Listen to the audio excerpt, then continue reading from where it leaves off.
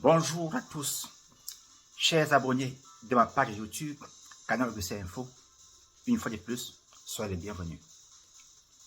Sur cette page, nous accompagnons un potentiel immigrant à mieux s'intégrer dans la société américaine.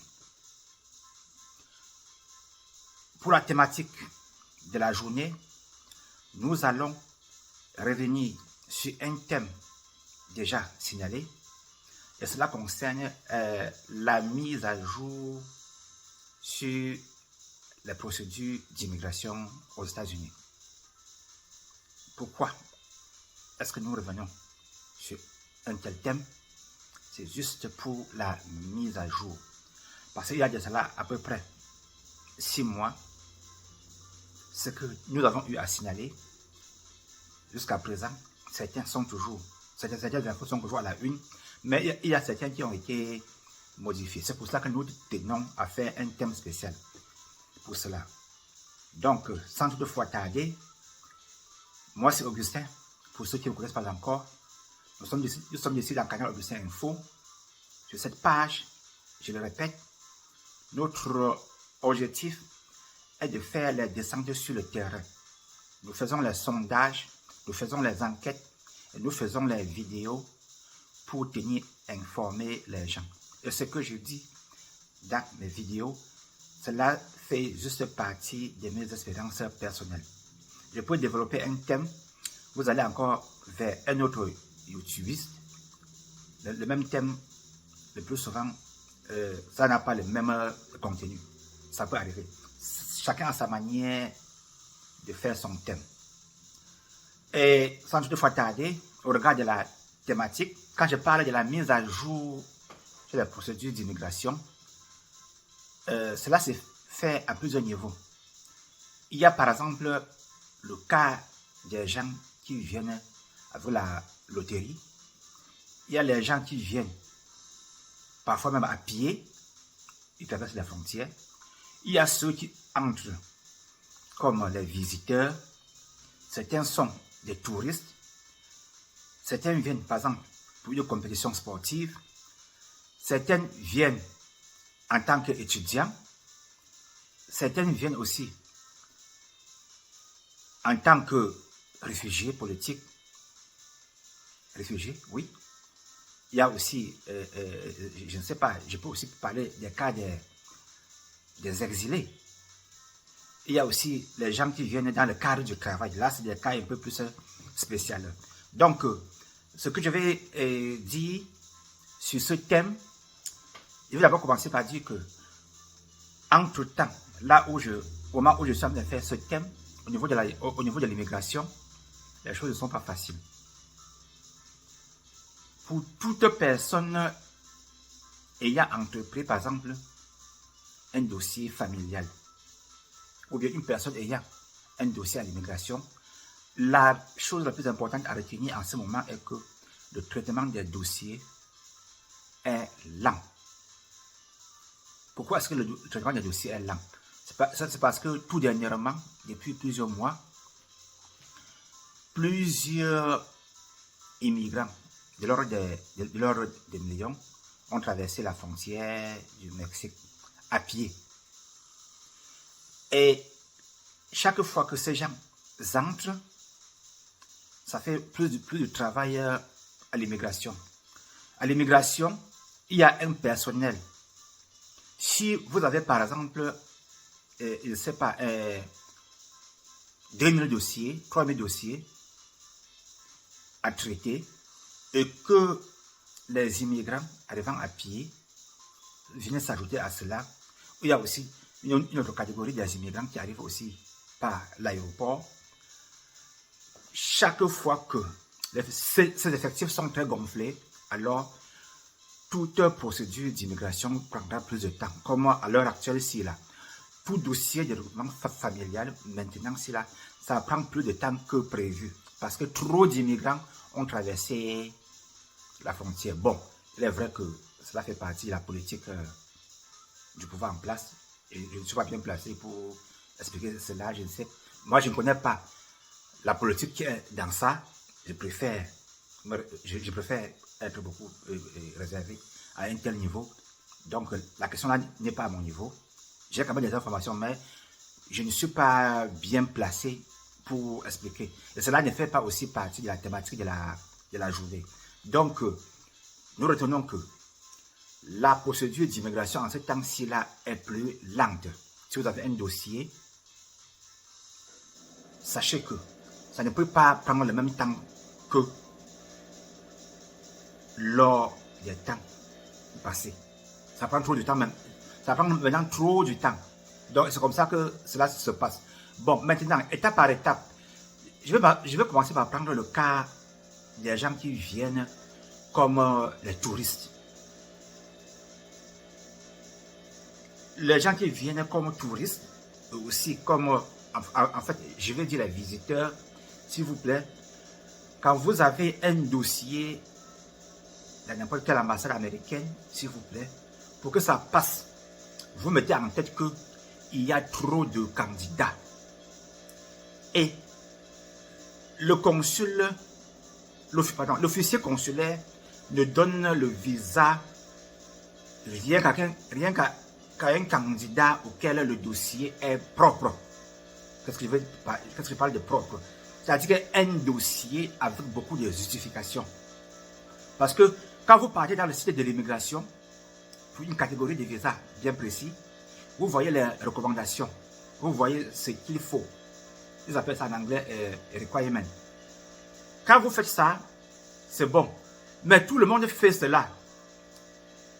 Si par exemple dans une ambassade, je ne sais pas, comme celui de Lomé au Togo, si au courant du mois, il y a par exemple au niveau des interviews visa,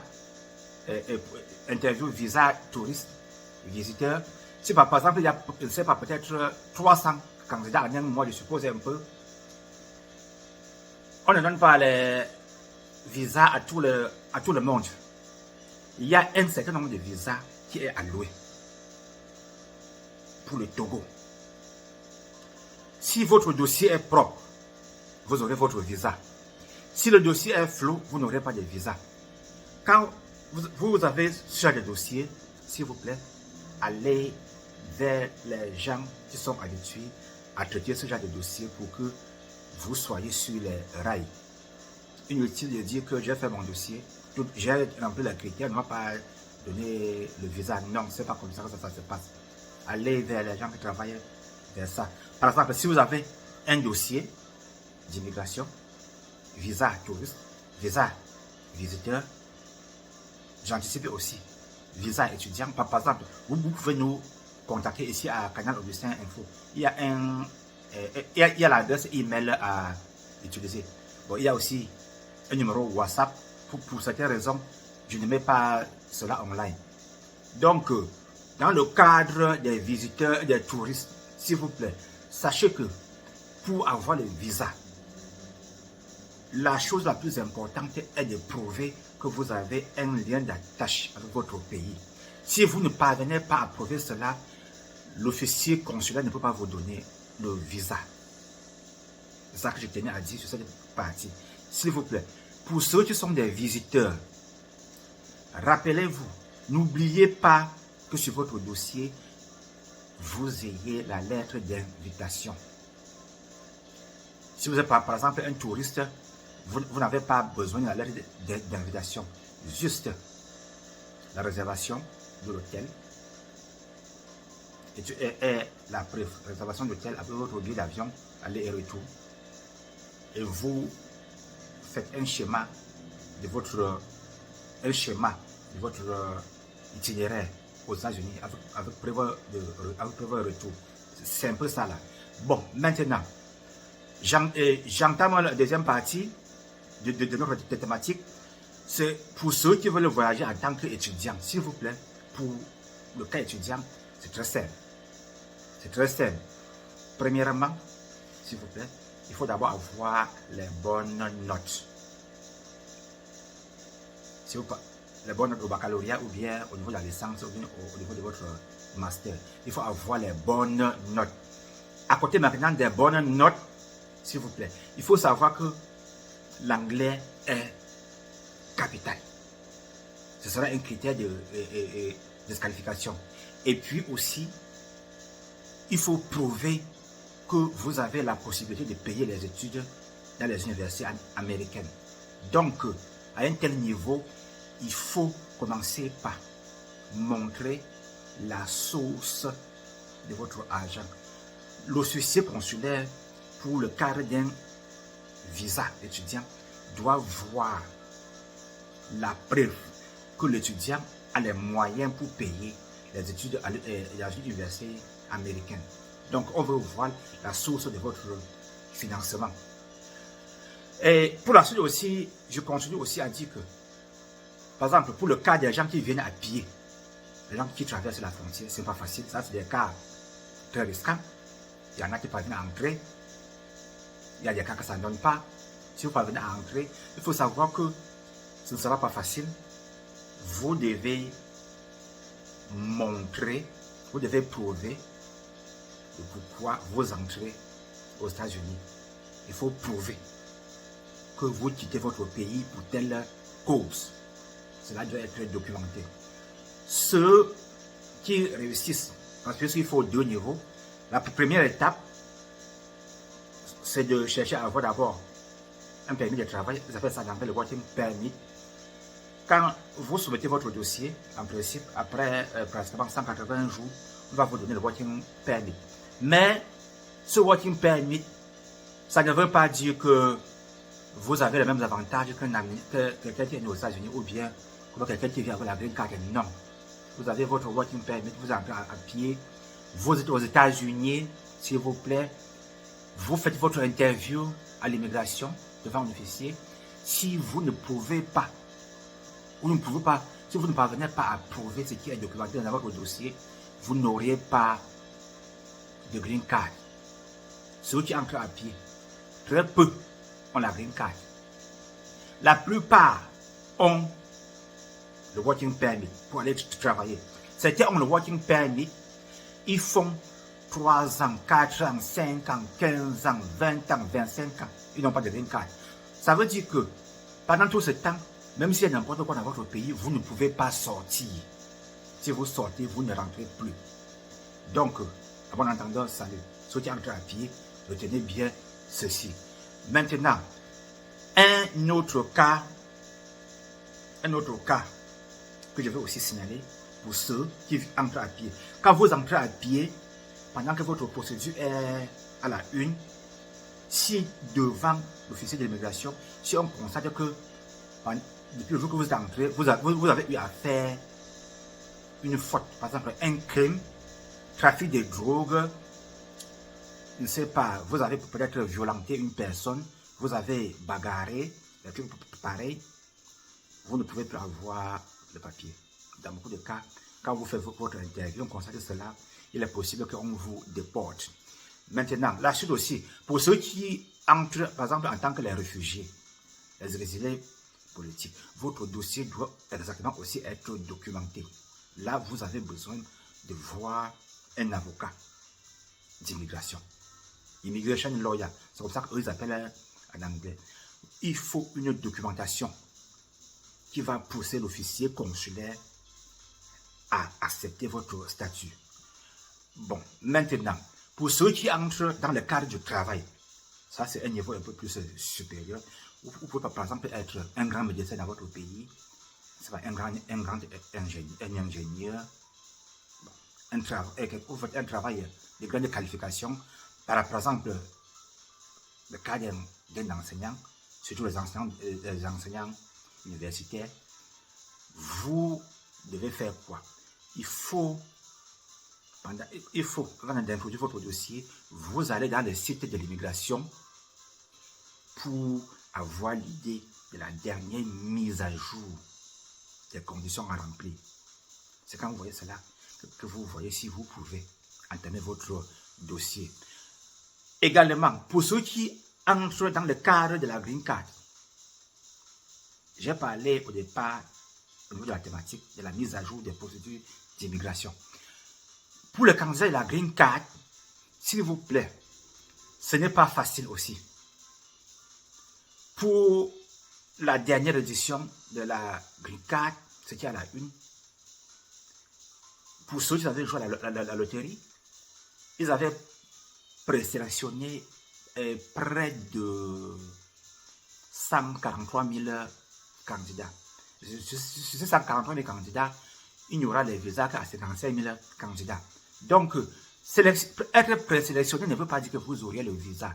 Pour ceux qui sont dans le cadre de la loterie, s'il vous plaît, chers amis, veuillez bien m'écouter. Avant de soumettre votre DS, rassurez-vous que tout est clair. Si vous soumettez votre DS, peu importe votre case number, ça peut être bas, moyen ou bien élevé, rassurez-vous que tout ce que vous dites est clair à l'intérieur. Une simple faute vous disqualifie.